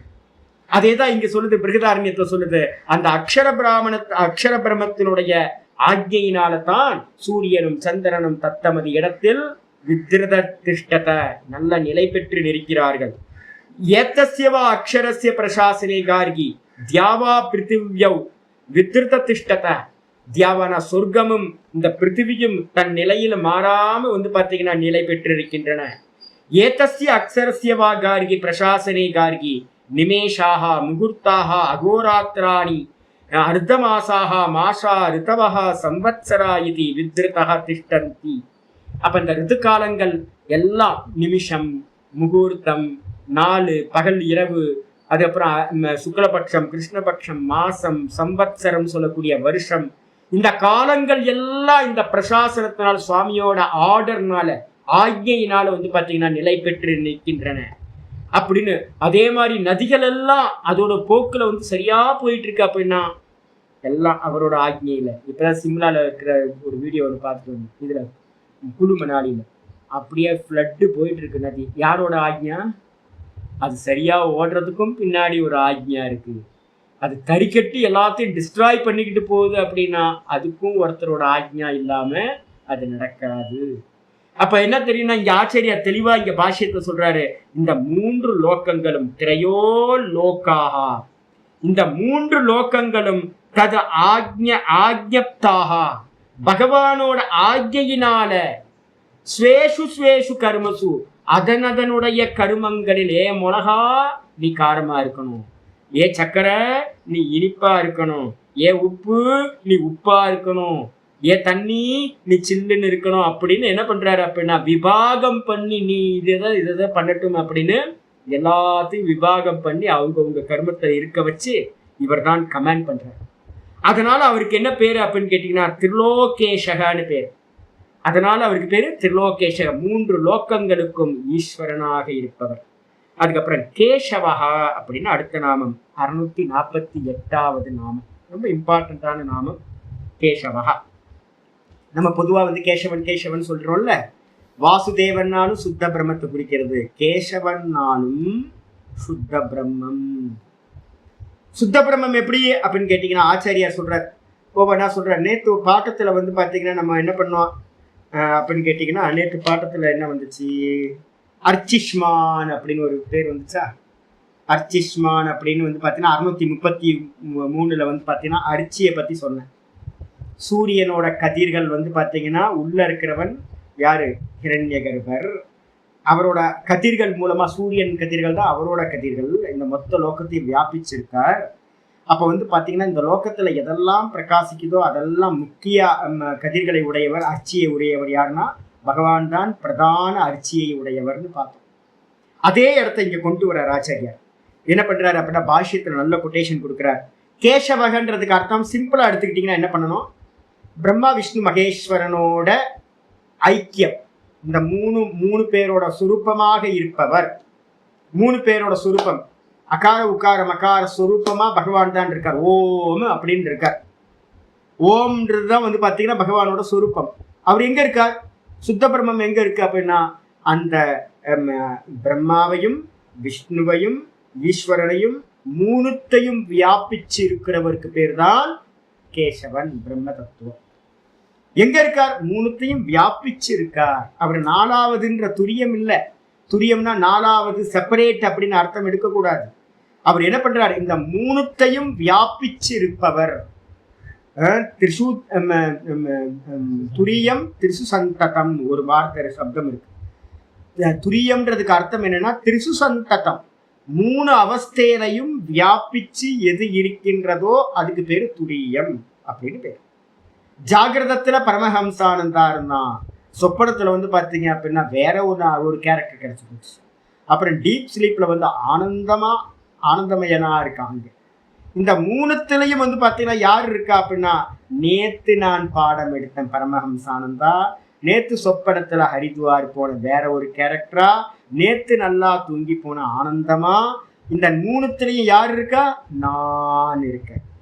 இந்த 3த்துலயும் இருக்கக்கூடிய அந்த வெறும் நான் பரமஹம்சானந்தா இல்ல. பரமஹம்சானந்தா வந்து போறது, சொப்பனத்துல தெரிஞ்ச கேரக்டரும் வந்து போறது, தூக்கத்துல இருக்கிற ஆனந்தமும் வந்து போயிட்டு இருக்கு. ஒவ்வொரு தூக்கத்திலையும் வருது போயிடுது. அப்ப வந்து பாத்தீங்கன்னா விஸ்வன் தைஜசன் பிராக்ஞன் 3 அவஸ்தையில. அதே மாதிரி வந்து பாத்தீங்கன்னா விராட்டு ஹிரண்யகர்பன் ஈஸ்வரன் சமஷ்டியில டோட்டல்ல. இந்த 3த்தையும் வியாபிச்சு யார் இருக்கா அப்படின்னு கேட்டீங்கன்னா இந்த நான் அப்படின்ற தத்துவம் இருக்கு. வெறும் சுத்த நான், அதுக்கு பேர் தான் துரியம் அப்படின்னு பேர். அப்ப கேசவன் அப்படின்ற அர்த்தத்துலலாம் என்ன எடுக்கணும்? கேசவன் அப்படின்னா எல்லா தேகத்திலும் இருக்கக்கூடிய நான், சுத்த நான், பிரம்மம் துரியம் அப்படின்னு எடுக்கணும். சரி, இது ஆச்சாரியர் எப்படி மீனிங் பண்றாரு பாப்போம். கேஷ சஞ்ஞிதாக சூர்யாதி சங்கிராந்தா சம்பவஹ அம்சவஹ தத்வத்தயா கேசவஹ. இந்த கேஷ அப்படின்னா என்ன அர்த்தம்? கேசவஹ. கேஷ அப்படின்றதுக்கு அர்த்தம் என்ன அப்படின்னு கேட்டீங்கன்னா கேஷ சஞ்ஞிதாக சூர்யாதி சங்கிராந்தாக அம்சவஹ. சூரியன்ல இருக்கக்கூடிய உள்ள இருக்கக்கூடியதற்குள்ள கதிர்கள், சூரிய ரஷ்மிகள். அந்த சூரியனோட ரஷ்மிகளை வந்து கல்பனா பண்ணுங்க. அது எல்லாம் வந்து பாத்தீங்கன்னா அது மாதிரிலாம் போட்டோஸ்லாம் இருக்கு. சூரியன்ட்டு வந்து பாத்தீங்கன்னா முடி மாதிரி நம்மளுடைய கேசம் மாதிரியே ஒரு கல்பனா பண்ணுங்க. இந்த பிரகாசம் வந்து பாத்தீங்கன்னா கேசம் மாதிரி இருக்கும். சூரியன்ட்டு இருக்கக்கூடிய கதிர்கள் எல்லாம் சூரியனுடைய கேசம் போன்று சுவாமியோட கேசம் அப்படின்னு சொல்லப்படுது. அதுல வந்து பாத்தீங்கன்னா தத்வத்தையா அந்த கதிர்களை உடைய காரணத்தினால அந்த சூரிய மண்டலத்துக்குள்ளார இருக்கிற சுவாமிக்கு பேர் என்ன பேரு? கேசத்தை உடையவரா இருக்கிறதுனால கேசவா. சூரிய மண்டல நல்ல சவித்திருமண்டல மத்தியவர்த்தி நாராயணக சரசிஜாசனக சன்னிவிஷ்டக கேயூரவான் மகரகுண்டலவான் கிரீட்டி ஹாரி ஹிரண்மய வபு சங்க சக்கர கதாதாரி. சந்தியாவந்தனத்துல மந்திரம் இதெல்லாம் எனக்கு மறந்து கொடுத்துருந்தா. இதெல்லாம் வந்து பாத்தீங்கன்னா சந்தியாவந்தனத்துல இருக்க மந்திரங்களா வந்து பாத்தீங்கன்னா சூரியனை பார்த்து சொல்றோம். சூரியனுக்குள்ளார நம்ம பார்க்கிற சூரியனுக்குள்ளார ஒரு ஆள் இருக்கார், சூரிய நாராயணன் அப்படின்னு அவருக்கு பேரு. நாராயணன் எப்படி இருக்கார் அப்படின்னு கேட்டினா சங்கு சக்கர கதாதாரி கேயூரவான் கிரீட்டம் வச்சுக்கிட்டு இருக்காராம். அவருக்கு வந்து பாத்தீங்கன்னா இந்த சூரியன் இருந்து வெளிப்படுற கதிர்கள்லாம் எப்படிப்பட்டது அப்படின்னா சுவாமியோட கேசங்களாம். அப்ப அந்த கேசங்களை எல்லாம் இந்த கதிர்களை எல்லாத்தையும் உடையவரா, ரஷ்மிகளை உடையவரா இருக்கிறதுனால அங்க இருக்கக்கூடிய விஷ்ணு பகவானுக்கு ஹிரண்ய கர்ப்பருக்கு என்ன பேரு? கேசவா அப்படின்னு பேரு ஹிரண்ய கர்ப்பருக்கு. அடிச்சா சூரிய நாராயணனுக்கு கேசவகான்னு பேர். பாஷிகார் இன்னொரு கொட்டேஷன் கொடுக்கிறார் மகாபாரத்ல இருந்து. அம்சவோ ஏ பிரகாசந்தே மமதே கேச சஞ்ஞிதாக சர்வஜ்ஞாஹ கேசவம் தஸ்மாத் மாம் ஆகுர் த்விஜசத்தமாக இது மகாபாரதி. மகாபாரதத்தை சொல்லும் போது வந்து பாத்தீங்கன்னா சொல்றார், அம்சவோ ஏ பிரகாசந்தே, இந்த சூரியன்ல எந்த அம்சங்கள், அம்சு அப்படின்னா கதிர்களுக்கு பேர் அம்சுன்னு பேர். அம்சுமான் ஏற்கனவே நம்ம பார்த்திருக்கோம். அம்சுமான் ஒரு பேர் வந்து பாத்தீங்கன்னா முன்னாடியே நம்ம பார்த்திருக்கோம். அம்சுமான் அப்படின்னா என்ன அர்த்தம்? அர்ச்சிஷ்மான். அர்ச்சிஷ்மான் அப்படின்னு நம்ம போன ஸ்லோகத்துல பார்த்தா அதே மீனிங் தான். அம்சுனா ரஷ்மிக்கு பேரு அம்சு, கதிர்களுக்கு பேரு அம்சு. அப்ப பகவான் எப்படிப்பட்டவர்னா அம்சவோ அப்படின்னு அர்த்தம் கதிர்களை உடையவரா. சூரியன் இருக்கக்கூடிய கதிர்கள் ஏ பிரகாசந்தே, இந்த சூரியன்ல எந்த கதிர்கள் பிரகாசிக்கின்றதோ மமதே கேசாக கேச சங்கீதாக, அவைகள் என்னுடைய கேசங்கள் என்ற பெயரை உடையவை. இது மாதிரி யார் சொல்றா? சர்வஜ்ஞாக த்விஜசத்தமாக, சர்வஜரா இருக்கக்கூடிய ரிஷிமார்கள் இருக்காங்கல்ல, த்விஜர்களில் உத்தம த்விஜர்களா இருக்கக்கூடியவர்கள் யார்? ரிஷிமார்கள். அவங்க யாரு? சர்வஜரா இருக்கக்கூடியவர்கள். அவர்கள் ஏ பிரகாஷ ஏ கேசவம் தஸ்மாத் மாம் ஆகுகு, இந்த கேசத்தை எல்லாத்தையும் கதிர்களை எல்லாத்தையும் கேசன்னு கல்பனை பண்ணி அது பகவான்கிட்ட இருக்கிறதுனால பகவானுக்கு பேரு கேசவன் அப்படின்னு என்னை அந்த ரிஷிமார்கள் சொல்கிறார்கள் அப்படின்னு ஆயிடுச்சு. அப்ப முதல் நாம வந்து பாத்தீங்கன்னா ஹிரண்ய கர்ப்பரை குறிக்கிற மீனிங் வந்தாச்சு.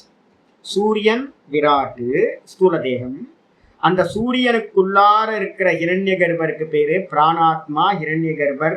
அவருக்கு பேர் என்ன பேரு அப்படின்னு கேட்டீங்கன்னா காயத்ரி ரூபத்தில் இருக்கிறவர். அவருக்கு பேர் தான் சூரிய நாராயணன், அவர் தான் கேசவன். ஹிரண்ய கர்ப்பருக்கு பேர் சொல்லியாச்சு. இதுக்கப்புறம் அடுத்த மீனிங் சொல்றாரு வந்து பாத்தீங்க அப்படின்னா பிரம்ம விஷ்ணு சிவாக்கியாக சக்தயः கேச சஞ்சிதாக. அடுத்த பேஜ்ல விஷ்ணு புராணத்துல இருக்கிற ஸ்லோகத்தை ஆச்சாரியர் கோட் பண்றார். பிரம்மா விஷ்ணு சிவன் இந்த மூணு பேர்த்தோட ஆக்கியக சக்தய, மூணு பேர்த்தையும் மூணு சக்தி இருக்கு. என்ன சக்தி இருக்கு? சிருஷ்டி சக்தி பிரம்மாட்ட இருக்கு, ஸ்திதி சக்தி விஷ்ணுட்ட இருக்கு, லய சக்தி வந்து பாத்தீங்கன்னா சிவபெருமான்ட்ட. இந்த மூணு சக்திகளும் வந்து பாத்தீங்கன்னா கேச சஞ்சிதாக, இந்த சக்திகள் தான் கேசம் என்று சொல்லப்படுகிறது. அப்படியே சொல்லிருக்கு. ஆமா, தத்வத்தையாவா கேசவக, இந்த மூணு சக்தியையும் உடையது எதுவோ அவருக்கு பேர் கேசவகா. அப்ப இந்த மூன்று சக்திகளையும் உடையது எது அப்படின்னா சுத்த பிரம்ம தத்துவம். இந்த சொத்த பிரம்ம தத்துவத்துல பிரம்ம விஷ்ணு மகேஸ்வரன் கல்பிதம்.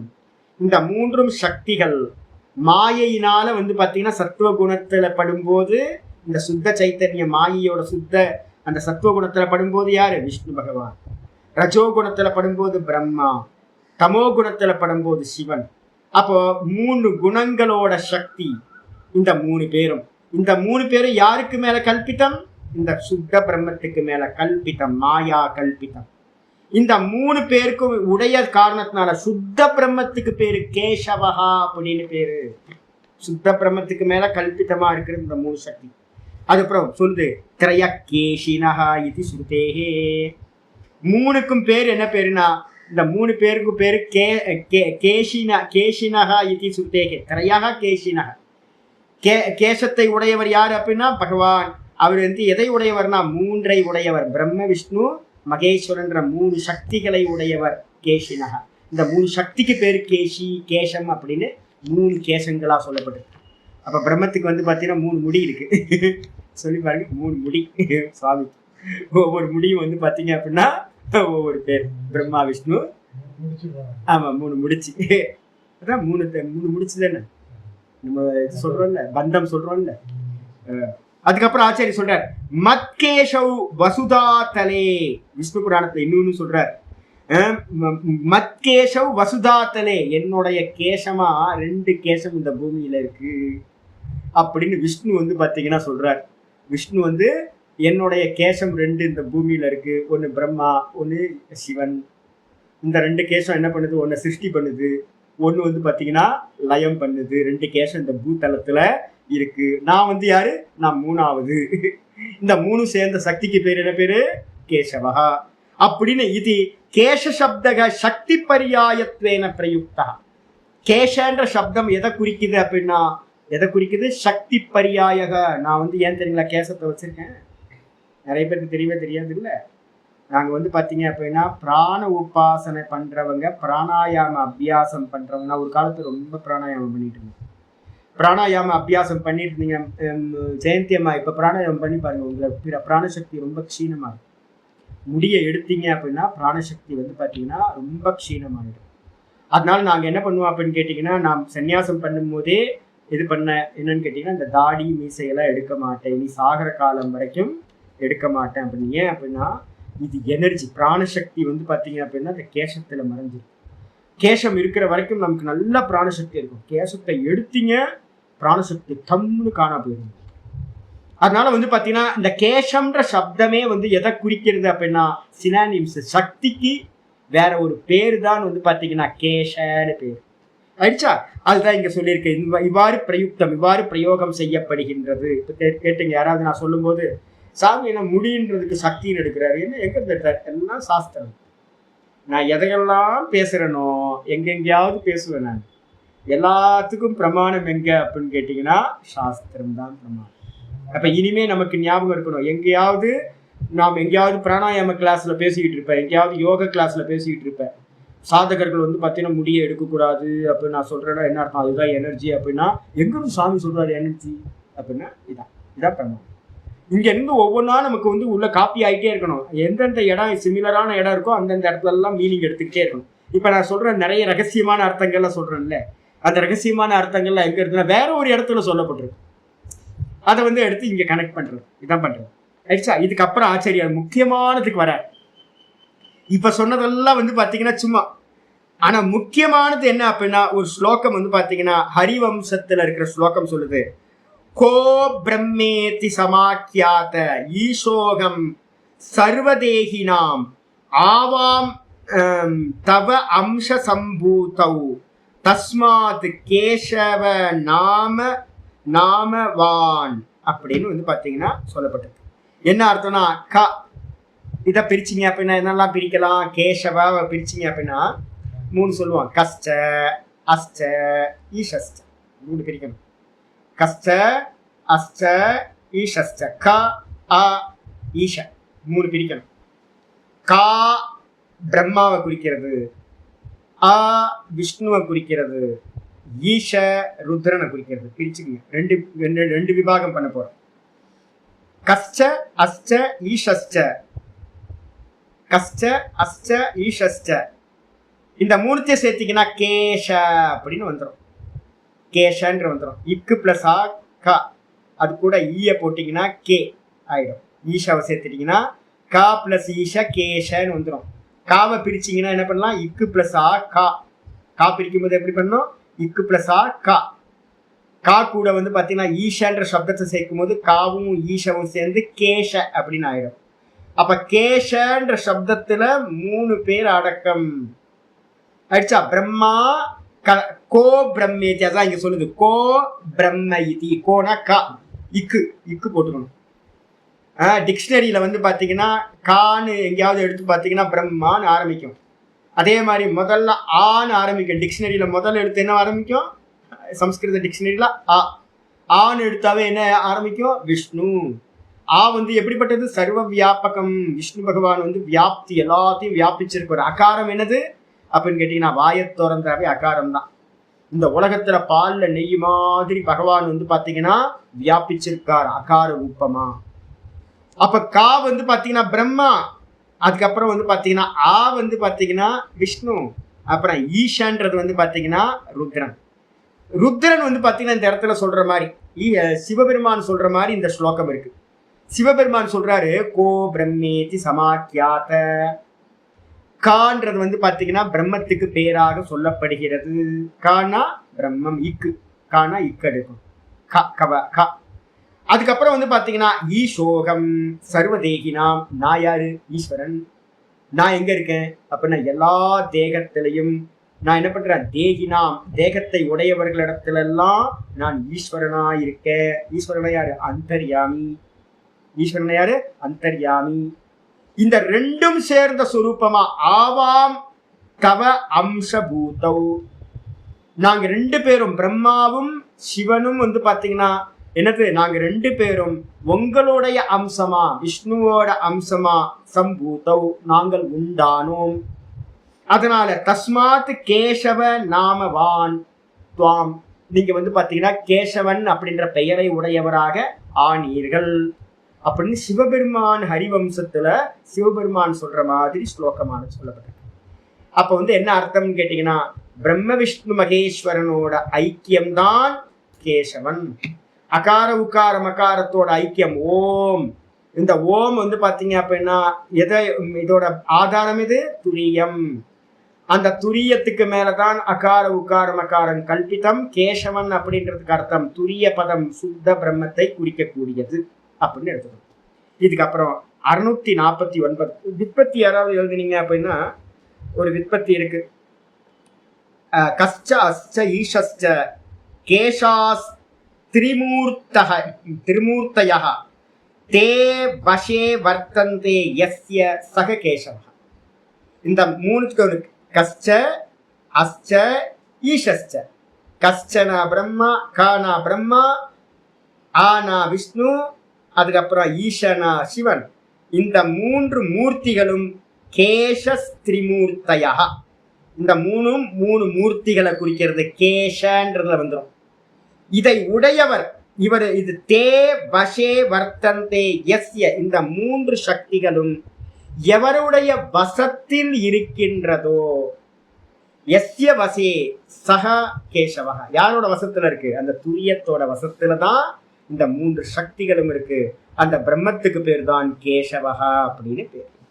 இனிமே எங்கேயாவது கேசவ அப்படின்னு சொன்னீங்கன்னா நான் வந்து சொல்லுவேன் வாசுதேவான்னு சொல்லுவேன், சில இடத்துல ஹரி கேசவான்னு சொல்லுவேன், நாராயணான்னு சொல்லுவேன். நான் சொல்ற நாமங்கள் எல்லாம் பிரம்மத்தை ஸ்மரணம் பண்ணிக்கிட்டே இருக்கும்.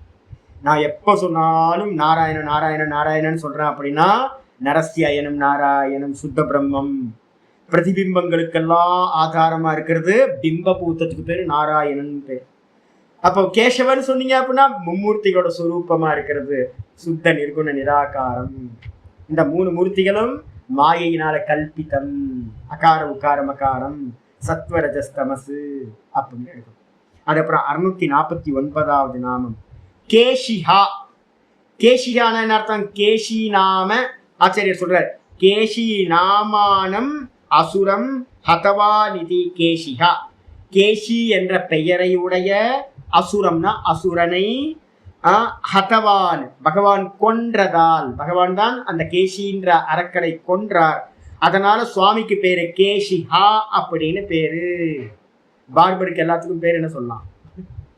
எல்லா பார்பருக்கும் பேரு கேஷிகா. எங்க ஆச்சாரியர் சொல்வார் உலகத்துல யாருப்பா கேஷிகா அப்படின்னா எல்லா பார்பருக்கும் பேரு கேஷிகா. ஏன் எல்லாரும் கேசத்தை வந்து முண்டனம் பண்றாங்கல்ல திருப்பதியில இருந்துகிட்டு, மொட்டை போடுறவங்களுக்கு எல்லாத்துக்கும் பேரு கேஷிகா ஒரு அர்த்தம்.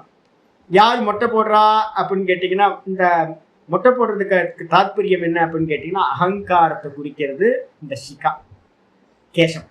இந்த கேசத்தை எடுத்தீங்கன்னா உங்க அகங்காரம் டும்னு போயிடும்.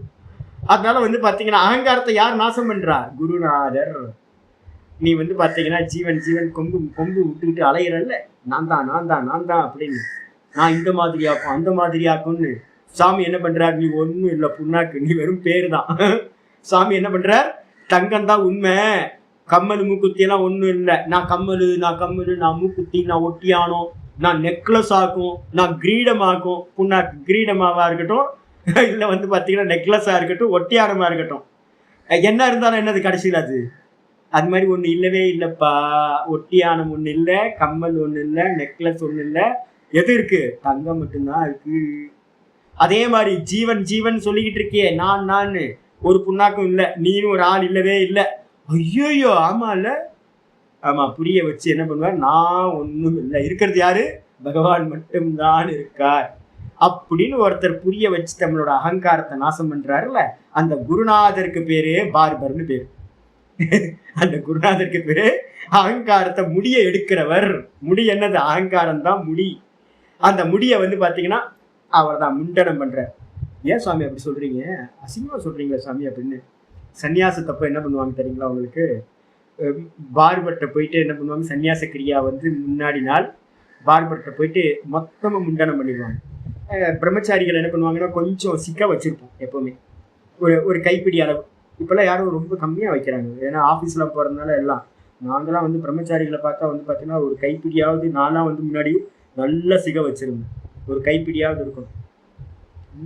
அப்புறம் சன்னியாசம் எடுக்கும்போது என்ன பண்ணுவோம் அப்படின்னு கேட்டிங்கன்னா, எல்லா கேசத்தையும் விட்டுட்டு பார்பர்கிட்ட சொல்லுவோம், ஏன்பா 3 முடி இல்லைன்னா 5 முடி மட்டும் வச்சிரு, 3 5 7 கரெக்டாக எண்ணுவோம். பக்கத்தில் இருந்து எண்ணி அதை மட்டும் பிடிச்சிப்போம். கேர்ஃபுல்லாக எடுக்கணும். அதை விட்டுட்டு மீதி எல்லாத்தையும் கிளீன் பண்ணி முடி அது இருக்கிறதே தெரியாது. 3 முடி இருந்தால் எப்படி தெரியும், 4 முடி இருந்தால் எப்படி தெரியும். இந்த முடியோட வந்து பார்த்தீங்கன்னா சன்னியாசி தீட்சைக்கு வந்துடுவோம். வந்ததுக்கு பிறகு காலையில் ஃபுல்லாக வந்து நாந்தி ஸ்ராத்தம்னு சொல்லக்கூடிய ஸ்ராத்த கர்மாக்கள்லாம் நடக்கும். எல்லாத்துக்கும் பிண்டதானம் கொடுக்கறதெல்லாம் 41 பிண்டதானம் 7 சந்ததிக்கும் பிண்டம் வைப்போம். வச்சதுக்கு பிறகு சாயந்தரத்தில் வந்து பார்த்தீங்க அப்படின்னா தேவதா ரிணத்துக்காக என்ன பண்ணுவோம், எல்லா பிராஜாபத்திய விரதம், பிராஜாபத்திய ஹோமம்னு ஒன்று, அது நிறைய ஹோமங்களை உள்ளடக்கியது. புருஷ சுத்த ஹோமம் அதெல்லாம் பண்ணுவோம். எல்லா தேவதைகளுக்கும் ஆகுதியை கொடுத்துட்டு பிரஜாபதிக்கு ஆகுதியை கொடுத்து, ஐயா சுவாமி நான் இனிமேல் வந்து பார்த்தீங்கன்னா எந்த ரிச்சுவலும் எந்த அக்னி கர்மாவும் பண்ண மாட்டேன், என்னை விட்டுருங்க, ஆளை விட்டுருங்க போதும் அப்படின்னு அவங்கள்ட்ட இருந்து ரிலீவ் ஆகிடும். ரிலீவ் ஆகிட்டு வந்து பார்த்தீங்க அப்படின்னா விரஜா ஹோமம் அப்படின்னு ஒன்று நைட்டு 1 மணி 2 மணிக்கு ஆரம்பிக்கும். 2 மணிக்கு ஆரம்பித்து 1 மணி நேரம் வந்து பார்த்தீங்கன்னா விரஜா ஹோம மந்திரங்கள்லாம் இருக்கிறது எல்லாத்தையும், இது நான் இல்லை, இது நான் இல்லை, இது நான் இல்லை அப்படின்னு எல்லாத்தையும் அக்னியில் வந்து சமர்ப்பணம் பண்ணுவோம். சமர்ப்பணம் பண்ணுவோன்னா குருநாதர் என்ன பண்ணுவார், குருநாதர் தான் இருந்து அதை பண்ண வைப்பார். குருநாதர் என்ன பண்ணுவார், வாங்க போ அப்படின்னு நதிக்கரைக்கு கூப்பிட்டு போவார். நதிக்கரையில் போனதுக்கு பிறகு வந்து பார்த்தீங்கன்னா என்ன பண்ணுவார் அப்படின்னு கேட்டிங்கன்னா, அந்த குடிநீருக்கு பூநூல் இருக்குல்ல, யஜ்ஞோபவீதம் இருக்குது. இந்த யஜ்ஞோபவீதத்தை வந்து பார்த்தீங்கன்னா சுவாமி என்ன பண்ணுவார், கலட்டி நதியில் விட்டுருவார். நதியில் விட்டோட உங்களுக்கு கர்மா பண்ணுறதுக்கு ரைட்ஸ் என்ன இருக்குது அப்படின்னா, இந்த யஜ்ஞோபவீதமும் இந்த குடிமி சோட்டின்னு சொல்லுவாங்க, குடிமீன் தான் ஷிகா. அப்போ வந்து பார்த்தீங்கன்னா நான் ஏற்கனவே எல்லாத்தையும் எடுத்துகிட்டு ஒரு 3 முடி 5 முடி தானே இருக்குது. குருநாதர் என்ன பண்ணுவார், கையால் பிடிச்சி ப்ளக் பண்ணி எடுத்துடுவார். நிறைய இருந்தால் ரொம்ப கஷ்டம் இல்லை, வலிக்கும் இல்லை, அதுக்காக தான் 3 முடி 5 முடி மட்டும் வச்சுப்போம். சாமி என்ன பண்ணுவார்னா அப்படி உச்சந்தலையில் இருக்கிற முடியை அப்படி ஒரு புல்லை பிடுங்குற மாதிரி பிடிங்கிடுவார். பிடிங்கிட்டு வந்து பார்த்தீங்கன்னா கர்மா பண்ணுறதுக்கான ரைட்ஸ் க்ளோஸ். அக்னி கர்மா எதுவும் பண்ண முடியாது, உலகியல் கர்மா எதுவும் பண்ண முடியாது. அதுக்கப்புறம் வஸ்திரத்தையும் தூக்கி போட்டுட்டு நிர்வாணமாக போகிறது, செத்த போனம் போல போகிறது. அப்போ போகும்போது கூப்பிட்டு, ஐயோ இன்னும் முடியலப்பா, இன்னும் சிரவணம் பண்ணணும்லாம் பண்ணணும், ஞானம் இருக்குது, இப்படியே போனாலாம் ஒன்றும் ஆகாது அப்படின்னு கூப்பிட்டு ஒரு பேரை கொடுத்து, பழைய பேர்லாம் என்னாச்சு, நான் இப்படி ஆக்கும் அப்படி ஆக்கும், நான் ஆடிட்டர் ஆகும், நான் வந்து கம்ப்யூட்டர் இன்ஜினியர் ஆகும், நான் வந்து இந்த பதவி இவ்வளோ பணம் வச்சுருக்கேன், நான் இந்த போஸ்டிங்கில் இருந்தேன், ஒரு புண்ணாக்கும் இல்லை, எல்லாம் போயாச்சு. இனிமே வந்து பார்த்தீங்கன்னா நான் என்ன சொல்கிறேனோ அதுதான் கேட்கணும், நீ எவ்வளோ பெரிய ஆளை வேணா இருந்துக்கோ, இப்போ போயாச்சு, நான் ஒரு பேர் கொடுக்குறேன் அப்படின்னு ஒரு பேரை கொடுத்து என்ன பண்ணுறது அப்படின்னா கூப்பிட்றது. அப்போ முக்கியமான காரியம், பார்பர் காரியத்தை யார் பண்ணுறா, சுவாமி தான் வந்து பார்த்தீங்கன்னா கேசத்தை நீக்கிறார். கேசத்தை எடுத்துட்டு புது ஜென்மத்தை கொடுக்கிறார். அதனால அவருக்கு பேரு அகங்காரத்தை நாசம் பண்றதுனால கேஷிகா அப்படின்னு குருநாதருக்கு பேரு. அதுக்கப்புறம் சுவாமிதான் உள்ள இருந்துகிட்டு என்ன பண்றார், தன்னை பிரகடனப்படுத்துறது மூலமா பிரம்மம் நான், அகம் பிரம்மாஸ்மி தத்துவமசி அப்படின்னு வந்து பாத்தீங்கன்னா நமக்கு உணர்த்துறார். அதனால சுவாமிக்கு பேரு கேசிகா அப்படின்னு பேரு ஆயிடுச்சா. இதுக்கப்புறம் ஹரி 650வது நாமம் ஹரி. ஹரினா என்ன அர்த்தம், சிம்பிள், ரொம்ப ஈஸியான நாமம் வந்து பார்த்தீங்கன்னா ஹரி ஹரி ஹரி ஹரி ஹரி ஹரி ஹரி. என்ன ஹரி சுவாமி அப்படின்னா, சகேத்துக்கம் சம்சாரம் ஹரதி இதி ஹரி. கேசத்தை எடுத்துட்டு அப்படியே விட்டுட்டா என்ன ஆயிடும். நிறைய சன்னியாசிகள் அப்படிதான் அலையலாம். நிறைய பேர் சன்னியாசிகளுக்கு என்னென்ன, சன்னியாசம் வாங்கினா முக்தி அடைஞ்சிட்டோம் அப்படின்னு நினச்சிட்டு இருக்காங்க நிறைய பேர். என்கிட்ட நிறைய பேர் சொல்லியிருக்காங்க, நம்ம நம்மளாம் சன்னியாசி ஆகிட்டோம் அவ்வளோதான் முக்தி அப்படின்னு. அடப்பாவே, சன்னியாசம் வாங்கினதுக்கு அப்புறம் தான் லைஃபே ஸ்டார்ட் ஆகுது. குருநாதர்கிட்ட இருந்துக்கிட்டு என்ன பண்ணணும், வேதாந்தத்தை படிக்கணும், சிரவண மனனம் பண்ணணும், நம்மகிட்ட இருக்கிற அஜ்ஞானத்தை எல்லாத்தையும் நாசம் பண்ணணும். ப்ராசஸ் அதுக்கப்புறம் தான். என்ட்ரி கார்டு தான் வந்து பார்த்தீங்கன்னா சன்னியாசம். நிறைய பேர் சன்னியாசம் ஆகிட்டா விட்டேத்தி ஆயிடுறாங்க. இல்லை ஆச்சாரியார் சொல்றாரு, சகேத்துக்கம் சம்சாரம் ஹரதி இதி. சகேத்துக்கம் அப்படின்னா ஹேத்துவோடு கூடி. இந்த சம்சாரத்துக்கு எது காரணம், சம்சாரத்துக்கு காரணம் எது, தஸ்ய ஹேத்துர் அவித்யா. இந்த சம்சாரத்துக்கு காரணம் எதுனா யோக சூத்திரத்தில் சொல்லியிருக்கோம், தஸ்ய ஹேத்துர் அவித்யா. இந்த சம்சாரத்துக்கு காரணம்